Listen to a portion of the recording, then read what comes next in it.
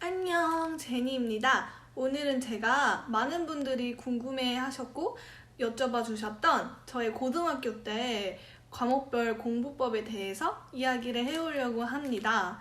물론 제 공부 방법이 옳다는 건 아니지만 그래도 많은 분들이 궁금해 하셔가지고 제가 한번 어떻게 제가 고등학교 때 공부를 했는지에 대해서 설명해 보려고 해요. 그러면은 바로 시작해 볼까요? 네, 일단 저는 캐나다 토론토 지역에서 공립고등학교를 다녔고 오늘 설명드릴 과목들은 English, Math, 그리고 Science. Science는 Biology, Chemistry, and Physics 이렇게 설명을 드릴 거고 제가 과학 쪽에서 아직까지도 공부를 하고 있다 보니까 이제 다른 분야 과목들은 듣질 않아가지고 설명을 못 드리는 점 양해 부탁드립니다. 일단은 그러면 먼저 English부터 시작을 해볼게요.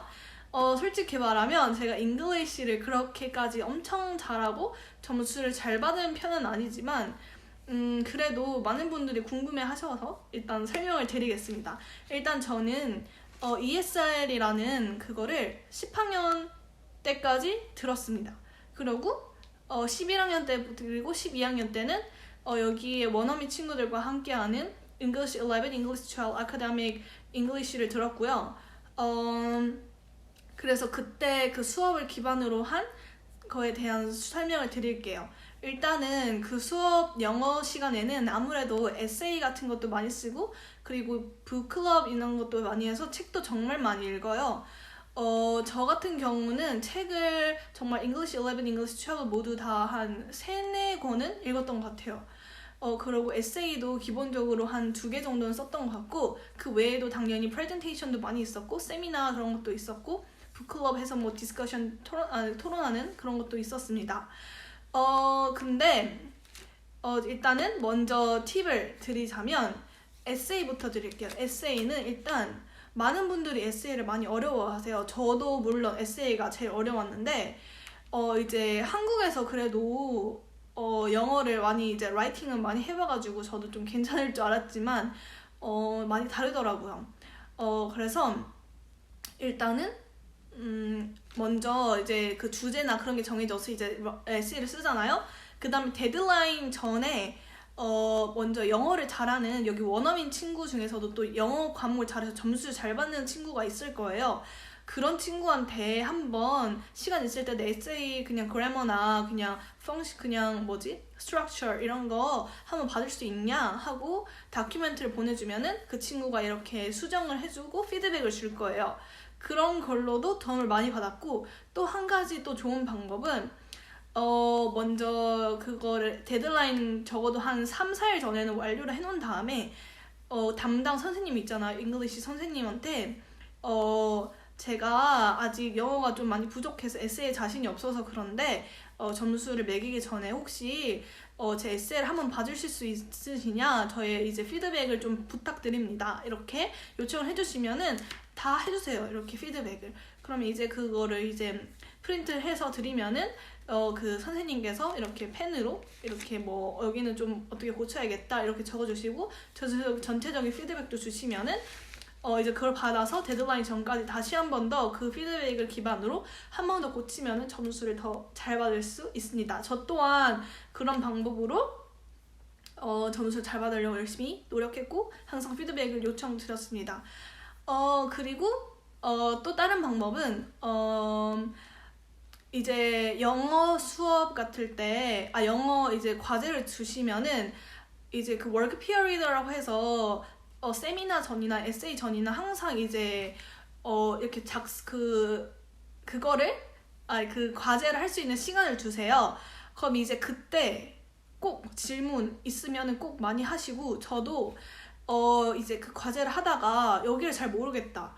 어떻게 해야지 좀 더 잘 써야 될지 모르겠다거나 어떤 식으로 표현해서 더 잘 표현할지 모르겠다 하면 항상 이제 선생님이랑 1대1로 이렇게 가서 질문해 주시면 선생님이 정말 피드백을 정말 잘 주세요. 그럼 이제 그걸 또 기반으로 그래서 저의 영어 점수 잘 받는 방법은 선생님한테 질문을 많이 해서 절대 쪽팔리다, 뭐 창피하다 생각하면 안 되고 이렇게 무조건 질문을 많이 해서 피드백을 최대한 많이 얻어서 점수를 매기기 전에 이렇게 최대한 이렇게 잘 완성한 과제를 제출해서 점수를 잘 받는 것이 좋다라는 팁입니다. 네, 그리고 이번에는 마스에 대해서 이야기를 해볼 건데 일단 제가 12학년 때 들었던 거를 기준으로 말씀을 드리겠습니다. 먼저 1학기 때 저희는 Advanced Function이라는 과목을 듣고 2학기 때는 Calculus and Vectors라는 과목을 들어요. 그래서 먼저 1학기 때 들었던 Advanced Function에 대해서 이야기를 해볼게요. 그럼 일단은 먼저 많은 분들 생각하실 거예요. 아, 미국이랑 캐나다 이쪽은 한국보다 수학이 쉽다고 하는데 진짠가요? 하실 텐데 네, 맞습니다. 한국보다는 정말 쉽고요. 그래서 아마 한국에서 수학을 좀 잘하셨구나 아니면 선행을 많이 해서 이제 좀 많은 걸 아시는 분들은 여기 오셔서 정말 쉽게 잘 하실 수 있을 거예요. 근데 조금 다른 점이라고 하면은 여기는 시험을 볼 때 모든 게 서술형이에요. 그래서 풀이를 다 보여줘야 되는데 여기서 주의하셔야 할 점이 저는 이제 한국에서 할 때 저희는 이제 막 풀이 이렇게 풀다가 이제 뭐 별로 이렇게 빨리빨리 하다 보니까 몇 줄 그런 풀이를 띄워놓고 그냥 바로 해가지고 풀잖아요. 저도 처음에 그런 식으로 시험을 보고 시험지를 냈단 말이죠. 근데 이제 모든 그 디테일을 보여주지 않았다고 거기서 부분 점수를 많이 깎였어요. 그래서 꼭 디테일하게 모든 풀이를 보여줘야지 full mark를 받을 수 있다는 점을 알려드리고 싶고, 그리고 또 이제 수업 시간에 선생님께서 그 개념 같이 설명하시면서 문제를 풀어주실 거예요. 그럼 이제 그거를 프린트볼 나눠주시거나 안 나눠주시면 이제 노트 같은 데다 꼭 받아 적고, 그리고 저 같은 경우는 이제 그 날 배운 거에 대해서 항상 숙제가 있어요. 어사인 홈워크가 있는데 그거를 그 당일날 꼭 했습니다. 그리고 풀다가 당연히 모르는 문제가 있으면은 그 다음날에 꼭 선생님한테 가서 질문을 하고 어떻게 푸는지 이렇게 알아내곤 했습니다. 그리고 또 뭐가 있냐. 그리고 이제 문제를 그냥 단순한 문제 푸는 거는 괜찮았는데 아마 많은 분들이 이 부분 어려워하실 것 같아요. 어플리케이션 파트라고 해서 이제 그 한국말로 하면 활용이라고 하죠. 그 파트는 좀 어려워질 수도 있는 게, 왜냐면은 활용 그 질문이 다 영어로 돼 있으니까 처음에는 저도 영어를 잘 못했을 때, 처음에 여기 10학년 때 왔을 때 그 활용 파트를 들어갔는데 영어를 완벽하게 못하니까 질문 자체를 이해를 못해가지고 못 푼 적도 있고 그래요. 그래서 그 부분은 좀 어려워하실 것 같은데, 그것도 그 선생님이 주시는 문제나 example을 많이 풀고 하면은 거기에서 조금씩 변형돼서 나오기 때문에 그 문제들을 계속 반복해서 풀면은 정말 도움이 됩니다. 그럼 이제 뭐 어떻게 푸는지, 어떤 맥락인지 정확하게 이해를 못해도 어떤 맥락인지만 이해를 하면은 문제를 풀 수 있기 때문에 선생님이 꼭 주시는 홈워크랑 그리고 수업 시간 풀 때 example 기준으로 꼭 많이 푸시는 걸 추천드립니다. 그리고 여기 한국에는 문제집이나 이런 게 많아가지고 연습할 수 있는 그런 게 많지만 여기는 그런 게 없어요. 선생님께서 주시는 홈워크나 선생님이 주신 example 문제 외에는 없기 때문에 그거를 적극 활용하시는 거를 추천합니다. 그리고 하나 좋은 앱을 추천드리자면은, 이제 펑션 같은 경우는 그래프 같은 거를 많이 그리면서 그래프가 어떻게 생겼는지도 보고 하잖아요. 근데 이제 여기는 계산기를 쓰기 때문에 계산기를 써서는 아니지만 약간 펑션 할 때 좀 헷갈리는 그런 것도 나온단 말이죠. 그럼 이제 그 그래프를 어떻게 생겼는지 궁금하다, 그런 경우가 생길 때 좋은 앱이 하나 있는데 데스모스라고, 여기에 띄워드릴게요. 저도 이거 고등학교 다닐 때 정말 많이 썼는데 여기에 찍으면은 이렇게 그래프가 나오는데 정말 도움이 됩니다, 공부할 때. 물론 시험 볼 때는 못 쓰지만 그래도 공부할 때 한 번씩 어떤 그래프가 만들어지는지 궁금하다 하면은 이 앱에서 이렇게 펑션을 쳐서 하면은 그래프가 잘 나오기 때문에 네, 추천드립니다. 네. 그리고 이번에는 2학기 때 들었던 Calculus and Vectors에 대해 이야기를 해볼 건데요. 한국말로 하면 미적분과 벡터라고 할 수 있는데, 이제 저희는 이때 미적분을 처음 배워요. 12학년 2학기 때.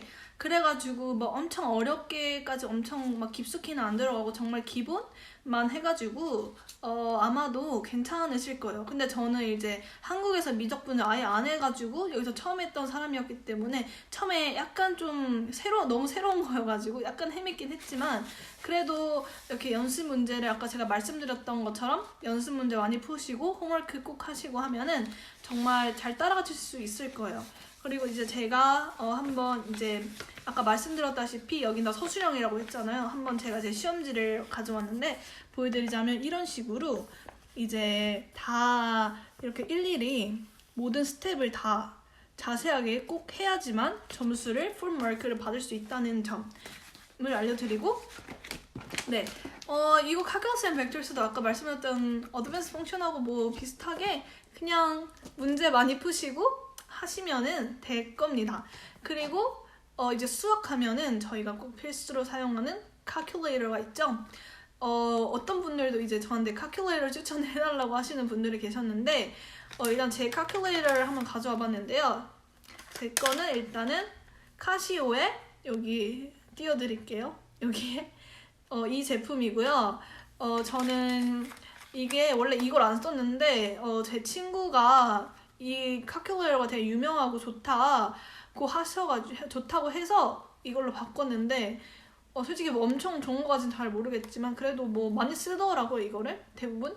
그래서 저도 이걸 쓰고 있고 그리고 이제 저희는 문제 풀 때 이제 calculator가 없으면 못 푸는 그런 문제도 있단 말이에요. 그래가지고 이 calculator는 한 번씩 이제 뭐 유튜브에 영상도 있으니까 사용 방법 그런 것도 있으니까 한 번씩 이렇게 익히시면은 좋으실 것 같아요.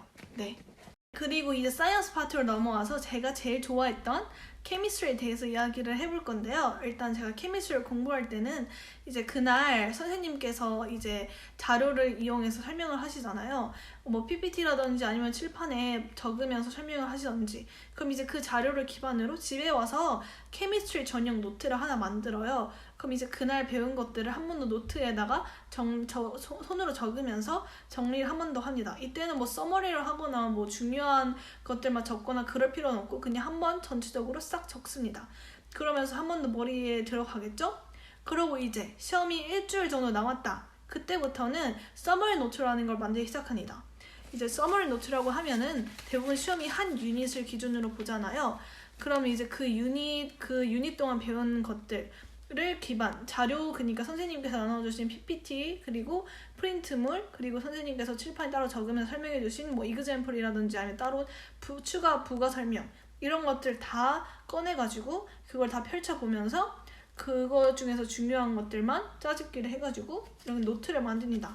제가 고등학교 때 실제로 만들었던 건데 유닛 3 테스트 1 리뷰라고 적혀 있습니다. 그럼 이거는 이제 그 유닛 3 동안 배운 것들에 대해서 제가 노트를 싹 만든 건데 이런 식으로 만들어가지고 이게 아무래도 양육이 많다 보니까 시험 적어도 일주일 전에 시작해서 한 2, 3일 정도 동안은 이렇게 조금씩 나눠가지고 이 노트를 만드는 시간을 씁니다. 그러고 난 다음에는 한 3일 정도 남았겠죠?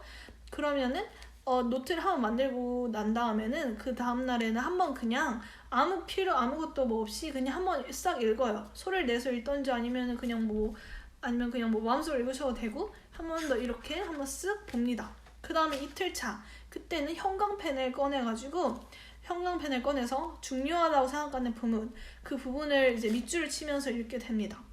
이런 식으로 밑줄을 치면서 읽고 그리고 난 다음에 시험 하루 전날에는 이제 파란색 펜을 꺼내가지고 이제 이거를 기반으로 해서 누구한테 설명을 한다라는 가정하에 설명을 하면서 이제 추가적인 설명 같은 게 있을 거잖아요.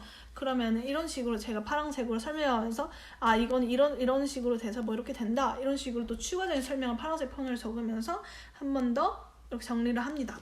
그리고 이제 이걸 한 다음에 시험 전날 이제 저녁 시간이나 그때쯤에 한 번 더 정말 마지막 이런 그런 시험 직전에 볼 노트 같은 걸 만드는데 저 같은 경우는 이런 A4 용지에다가 만들었어요. 이제 이거 반을 접어가지고 이렇게 반반 해가지고 썼는데 이렇게 하면서 이제 이 서머리 노트를 만들면서 이 부분 정말 중요했다. 그리고 선생님께서 이 부분은 꼭 나온다고 하셨다 하는 부분이나 아니면 내가 잘 안 외워진다, 헷갈린다 하는 부분을 여기에다가 또 한 번 더 싹 정리를 합니다. 이런 식으로 저는 이거는 되도록이면 2장을 안 넘도록 만들었어요. 그래야지 시험 직전에 한 20분? 10분 남았을 때 한번 이렇게 싹 보기가 좋더라고요. 너무 또 양이 많으면은 뭐가 중요한지 뭘 봐야 되는지 모르고 괜히 막 사람이 초조해지고 그러잖아요. 그렇기 때문에 정말 중요한 부분만 이런 식으로 정리를 해서 또 한번 시험 직전에 이렇게 보고 들어갈 수 있게 이런 식으로 노트를 만들어서 이거를 시험 직전에 보고 한 번 더 보고 시험을 보러 갑니다. 그러면은 정말 도움이 돼요. 이러면 개념이 정말 잘 이해가 되고 완벽하게 이해가 되고 또 이제 적고 하면서 암기가 또 되거든요. 자연스럽게. 그래서 저는 이렇게 공부를 했고 그리고 이제 제가 시험지를 가져와 봤는데 제가 개념을 중요하게 생각하는 이유가 여기 시험이 케미스트리 시험도 20%가 오지선다형 그리고 80%가 서술형인데 80% 대부분 이제 개념을 이용해서 그런 시험이 많기 때문에 보시면은 이런 식으로 다 서술형이에요.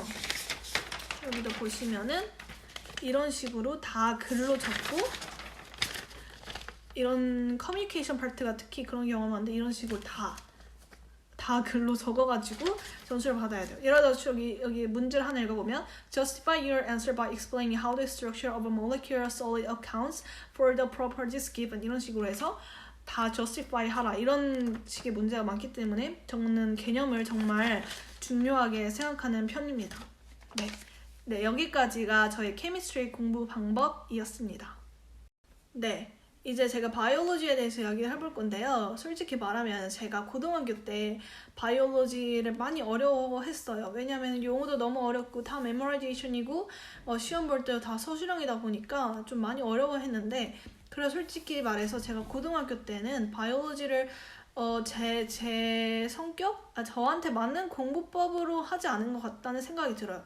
그래서 이번에 또 대학교 올라와서 또 바이올로지를 계속 하다 보니까 또 저만의 좀 잘 맞는 방법을 찾은 것 같기도 해서 그 방법을 소개시켜 드리려고 해요. 일단 바이올로지 하면은 이것도 이제 노트 같은 거를 만들었는데 저 같은 경우 근데 바이올로지 같은 경우는 양도 정말 너무 많고 글도 너무 많고 그러다 보니까 이걸 만드는데 시간이 너무 많이 뺏기더라고요. 고등학교 때. 그래가지고 솔직히 다른 과목에 시간을 많이 투자를 못한 경우도 있고 그랬어요. 근데 이제 대학교 올라와서 아이패드를 사면서 이제 선생님께서 주시는 자료 같은데 사진이 많잖아요. 솔직히 바이올로지는 이제 그림 같은 게 많다 보니까 아이패드가 정말 도움이 많이 되더라고요. 그래가지고 선생님께서 주신 자료에서 사진이나 아니면 선생님 주신 자료에 사진이 없으면 뭐 구글 같은 데서 이렇게 가져와도 되고 그래서 그런 사진으로 이제 뭐 굿노트라든지 노타빌리티 이런 앱 있잖아요. 그런 앱에다가 사진을 불러와요. 그래가지고 거기다가 사진들을 다 붙여 넣은 다음에 거기다가 이제 그 선생님이 올려주신 자료 같은 거나 아니면 선생님이 수업 시간에 해주신 보충 설명 이런 것들을 노트에 이렇게 뭐 적었을 거 아니에요. 그런 거를 기반으로 해서 그날 그 그림을 보면서 거기 옆에다가 추가적인 설명 적고 부가적인 설명 적고 해가지고 이렇게 그 렉처에 대한 노트를 한번 만듭니다. 그런 식으로 해가지고 저는 그런 식으로 해서 그거를 일주일 정도를 기준으로 해서 주말에 이제 시간이 좀 많잖아요. 그럴 때 그 주에 배운 걸 한 번씩 싹 그때 노트 만든 거를 보면서 한 번씩 전체적으로 이렇게 천천히 정독을 하면서 한 번 더 머릿속에 넣고 이해를 하고 이해가 안 된다 싶으면은 이제 저 같은 경우는 유튜브에서도 이렇게 도움을 좀 많이 받는데 제가 좀 도움이 됐던 사이트 아니면 유튜브 채널 같은 거를 여기에 띄워놓거나 아니면 밑에 디스크립션 박스에 띄워놓을게요. 그런 곳에 가서 이제 설명 이해가 돼야 되니까 바이올로지도 아무래도 다 메모라이제이션이라고 하지만 일단 이해가 돼야지 뭐 메모라이제이션을 하든지 말든지 하거든요.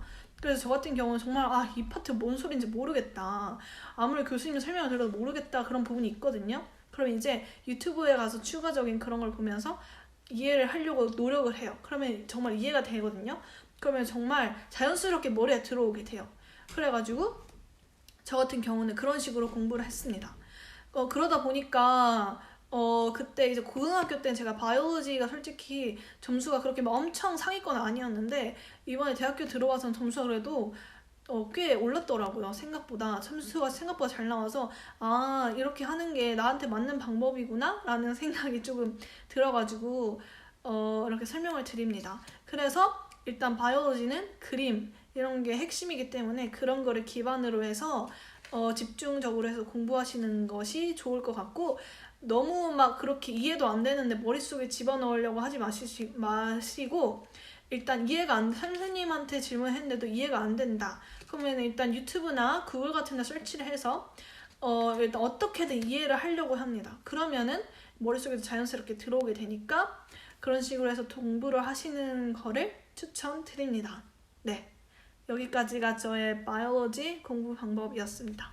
이제는 마지막으로 사이언스 파트에서 피직스에 대해서 이야기를 해볼 건데요. 일단 솔직히 말해서 제가 사이언스 중에서 피직스를 정말 제일 어려워했고 싫어했던 과목인데 그래도 정말 열심히 피직스를 그래도 어떻게든 점수를 받겠다고 열심히 했던 사람으로서 일단 이야기를 드리자면, 일단 피직스는 정말 그냥 수학 파트에서 활용 파트라고 생각을 해요, 저는. 그래가지고 일단은 이 피직스도 아까 수학과 말씀드렸다시피 이제 정말 문제를 많이 푸는 게 정말 중요한 것 같아요.